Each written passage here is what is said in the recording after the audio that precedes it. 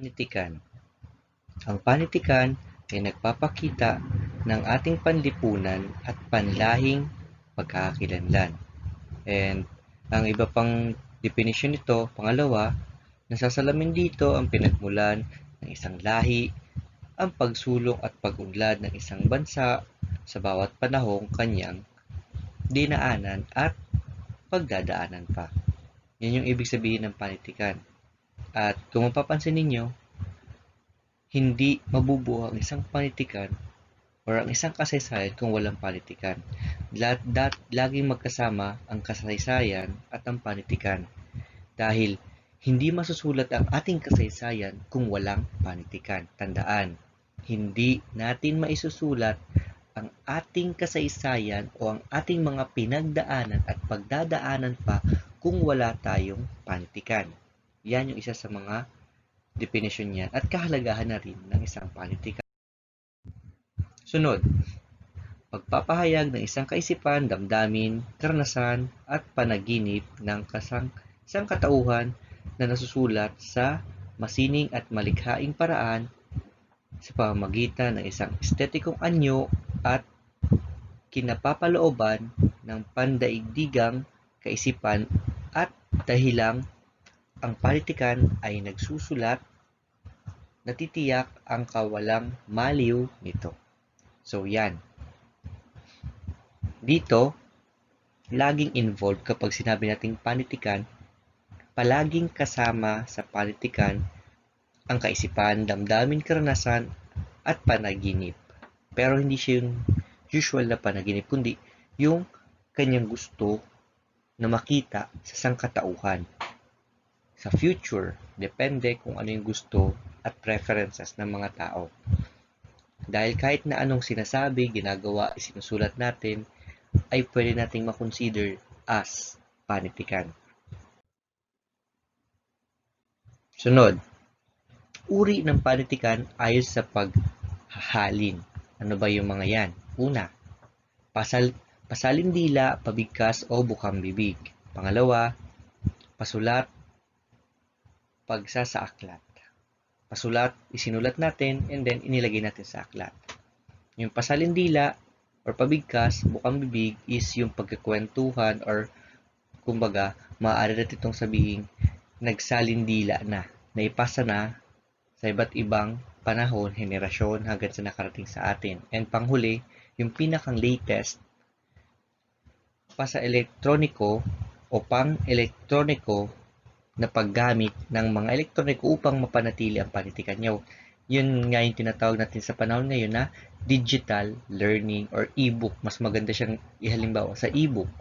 Dahil ang e-book is dating nakalagay sa libro na inilipat sa digital, inilagay sa laptop, sa website nila, sa through internet, and then inilagay din sa mga cellphone nila na naka-format in mobile format or PDF or pwede rin naman na Word as long as gumagamit tayo ng electronic devices upang mapalaganap at ma-preserve na din at the same time ang ating panitikan at mabrowse pa ito ng mga susunod pang mga henerasyon para makita nila kung paano ba talaga nagsimula ang ating panitikan or yung specific natin na lugar, kasaysayan ng ating lugar, ating bansa. Sunod, anyo ng panitikan. Meron tayong iba't ibang anyo ng panitikan na tinatawag. Una, patula. Ano ba yung patula? Anong klaseng panitikan ba yung patula? Una, ito daw ay binubuo ng mga taludtod at saknong. Ibig sabihin, yung root word yan is tula. Ibig sabihin, tayo ay nagpo-formulate o bumubuo ng mga salita na mayroong taludtod at saknong. Ang halimbawa niyan is yung tula. And sunod, tuluyan. Ano naman yung tuluyan? Ito ay binubuo ng karaniwang ayos ng pangungusap. So dito naman sa tuluyan is parang dire-diretso. Para ka lang nagsusulat ng kwento. Yun yung tinatawag na tuluyan. Nagsusulat ka lang ng iyong kasaysayan, ng mga iyong pinagdaanan sa iyong buhay. Yan, pwede yung matawag na panitikan, pero ang anyo niya ay tuluyan. And last, pangatlo, patanghal. Ano ba itong patanghal na to? Ito ay pinalalabas sa tanghalan o isinasadula. Yan, tandaan natin itong tatlong ito. Una, patula. Ito isinusulat din pero pinagkaiba nito sa pangalawa sa tuluyan is meron kasi itong mga taludtod at meron din siyang ito, taludtod at meron din siyang saknong kasi tinatawag itong patula. And ang tuluyan naman is, ang pinagkaiba naman ito sa patula is, ano ba? Siyempre ito ay tuluyan lang. Tuloy-tuloy lang ang flow ng kanyang sinasabi. At hindi ito pinuputol at wala itong requirements na dapat ganito lang ang lamanin ng iyong isusulat. At pangatlo, patanghal. Ito ay pwedeng maging patula or tuluyan ang format ng kanyang sasabihin, pero ang pinakang basis nito, itong patanghal na to is ipinalalabas sa tanghalan or isinasadula. Pwede siyang maging tuluyan or pwede naman siyang maging patula. As long as ipinepresent siya sa harap ng maraming tao or ng madla, tatawagin na itong patanghal. Halimbawa, may itinanghal ang isang klase sa harap ng buong naga or ng ating lugar, syempre. And then, ito'y ginamit niya is yung patula para may dulaan. So magtatanong kayo, Sir, ano ba yung patula? 'Di ba? Ang kanyang ginawa is patula. Bakit ito tatawagin patanghal? Kasi nga kumuha siya ng isang anyo ng panitikan at itinanghal niya. Kaya siya pwede nating tawagin na patanghal and vice versa na rin yan sa tuluyan. Next. Mga kalagayang nakapangyayari sa panitikan. Ano ba yung mga nagiging kalagayan ng ating panitikan? Depende saan. Una, klima. Ano tong klima na to? May kinalaman sa pag-iisip at pag-uugali ng tao. So, climate. Ang climate nararamdaman natin. And, ililipat natin itong klima na ito sa panitikan, yung panahon. Ito naman is yung nasa loob ng isang tao. Ano ba yung pag-uugali ng tao? Ano ba yung tumatakbo sa kanyang isipan? Yan yung kalagayang nakapangyayari sa panitikan. Una, klima. Nagdedepende ang isang panitikan sa isang tao rin syempre at klima. Ano ba yung timpla ng isang taong yan? Ganyan. Pangalawa, gawaing pang-araw-araw. Ano ba tong gawaing pang-araw-araw na ito? Ang gawaing pang-araw-araw na ito ay ang hanap buhay at mga tungkulin ng karaniwang tao ay nagpapasok ng mga salita at kakayahan sa pagkukuro sa wika at panitikan ng isang lahi or bansa. Ito naman is yung panitikan sa pang-araw-araw nating ginagawa. Halimbawa, araw-araw tayo ay pumapasok sa eskwelahan or araw-araw tayo ay nagtatrabaho, and dahil doon sa kanyang ginawa, dahil sa panitikan na yan, yung mga ginagamit nating mga salita or ginagamit na mga bagong salita is nakikita natin or nagagamit natin na kung saan itong pagkukuro na ito or pag-uusap ng mga taong ito ay nagiging patunay na rin ng isang lahi or ng isang bansa. Nagiging trademark ng isang bansa. Sunod. Kinatitirhan. Mahalaga din ito. Sabi dito, ang kinatitirhan, pook ng isang lahi ay nagtatakda ng hilig at takbo ng talasalitaan at himig ng tayutay ng panitikan. Isa to sa pinakang mahalaga or core importance ng panitikan. Saan ba located yung mga taong yan? Saan ba located yung lahing yan? So dahil dyan, sa ginagawa nila at pang-araw-araw nilang na-experience na ginagawa, na-convert ito sa isang panitikan, dito makikilala ang isang lahi. Isang magandang halimbawa ang ating bansa. Kilala ang ating bansa bilang isa sa mga bansang hospitable. Tama? And ito ay yung naging trademark na or kinilala or nakilala ng ibang lahi sa pang mga Filipino. Kaya dahil ito sa kinatitirhan or lugar na kanilang kinabibilangan. And yun yung pinakamagandang halimbawa doon. Yung lugar ay malaking factor sa pagkakabuo ng isang magandang panitikan depende sa kagustuhan ng mga tao at pagsasama-samahin natin yung number 1 at number 2, yung klima at yung pang-araw-araw na gawain. So, magfo-fall out siya or babagsak siya dito sa number 3. Yung number 1 and 2, pag pinagsama natin siya, nandito siya pupunta sa number 3. Ito na yung magiging resulta ng isang panitikan sa isang lugar, depende sa kanyang kinabibilangang lahi o lugar o bansa. And pang-apat, pwede rin natin itong ipasok dito sa pangatlo, na kung saan lipunan at politika. Hindi yan pwedeng paghiwalayin lipunan at politika dahil mga ugaling panlipunan at simulaing pampolitika at pamahalang nagdadala ng kahilingan at kabias ng napapasama sa panitikan ng ibang bansa. So yan, pinapakita dito na pati ang panitikan natin is laging magkakaroon ng involvement ang lipunan at ang politika. Dahil dyan, sa pagsasama ng dalawang yan, mas nabubuo or mas nagiging matibay pa ang ating panitikan sa pamamagitan ng mga ito. And last, pang-5, relihiyon at edukasyon. Ito na. Kung mapapansin natin, ang bawat bansa mayroon silang iba't ibang klasing mga panitikan. Pero, kung titingnan din natin yung pinakang storyline nila, halos hindi naman nagkakalayo. Yung pinakang gusto nilang i-point out sa kwentong iyon. Kaso lang, ano ang nagkaiba? Ang nagkaiba is yung setting nung kanilang isinulat, syempre unang-una na yan, and kung paano ito isinulat, in what manner siya isinulat. Kasi nga, gagawa tayo ng isang panitikan depende sa ating bansa na kinabibilangan. And alam naman natin na ang ating bansa is isa sa mga religion na malaking religion talaga natin is yung Roman Catholic or Catholic, tama. Dito, malaking factor yan sa ating bansa. And pareho din naman sa mga ibang bansa, halimbawa sa Middle East, iba naman ang religion nila.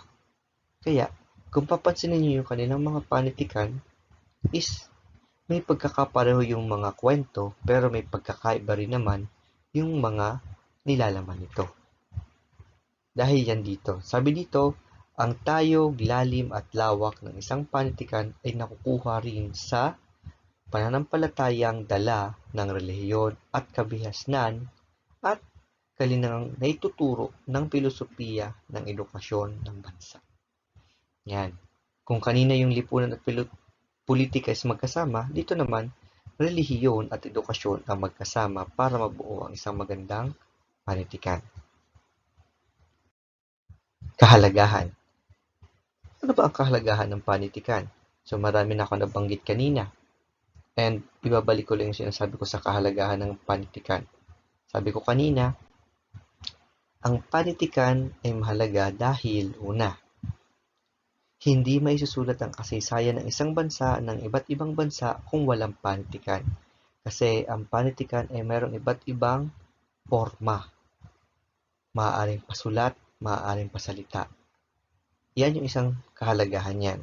And dito, nakasulat dito, una, malalaman ng mga tao ang kanilang kalinangan at kasaysayan. Yun na nga. Sa pamamagitan ng panitikan na isulat sa ating history, sa ating kasaysayan yung mga nangyari sa nakaraan, and paano siya naisulat? Naisulat siya sa pamamagitan ng isang magandang panitikan, sa magandang pagkakasulat o magandang pagkakadokumentaryo ng isang history or kasaysayan ng isang bansa. May pangalawa, mababatid nila ang kalakasan o kahinaan ng kanilang paniniwala at pag-uugali. Yun na nga, magkakaroon ng comparison or parang may kukumpara mo ang sarili mo based doon sa binasa mo or nalaman mo about doon sa panitikan ay iyong nakita, nabasa, or naintindihan. Pangatlo, magiging matatag at matibay ang kanilang pagkalahi. Yun na. Isa sa mga highlight nito kahalagahan is itong pagpapatibay ng lahi or pagkalahi ng kanilang bansa sa pamamagitan ng isang panitikan. Pang-apat, makikilala ang mga kapintasan at kagalingan panitikan upang lalong mapagyabong. Yun na nga. May mga advantage and disadvantages, and yung mga disadvantages na yun or yung mga nakita nilang hindi masyadong maganda or merong kapintasang part ng panitikan is dahil doon, maiko-correct nila, maaayos nila yung mga yon upang mas maging mayabong pa or mayaman ang ating bansa sa isang panitikan. Panglima, magkakaroon ng pagmamalasakit sa ating sariling panitikan. Dahil ang panitikan, kalakip nito ang ating sariling bansa at sariling kasaysayan. And dahil dyan, kinakailangan natin pahalagahan ang ating sariling panitikan at hindi lang ingatan, kundi pagyabungin pa natin or palawakin pa natin or payamanin pa natin ang mga panitikan na dati na tayong meron. Kumbaga, i-develop ang ating panitikan habang pinagyayabong at iniingatan din natin ang ating panitikan. And yan. Andito yung mga mahalagang panitikan or yung mga panitikan sa iba't ibang bansa sa daigdig na kung saan mayroong malaking impluwensya hindi lang sa kanilang bansa kundi pati na rin sa buong daigdig. Una, Biblia. Alam naman natin yan. Yan yung para sa mga Katoliko. And yan, Quran or Quran sa Muslim. Libro din yan. Pangatlo, Iliad at Odyssey. Apat, Mahabharata sa India and yung number 3 sa Gresya. Panglima, Canterbury Tales sa Inglaterra. Pang-anim, Uncle Tom's Cabin. Pang-pito, Divina Commedia. Number 8, El Cid Campeador. And number 9, Isang Libo at Isang Gabi, Saudi Arabia. Pang-10 is Aklat ng Mga Araw ni Confucius sa China.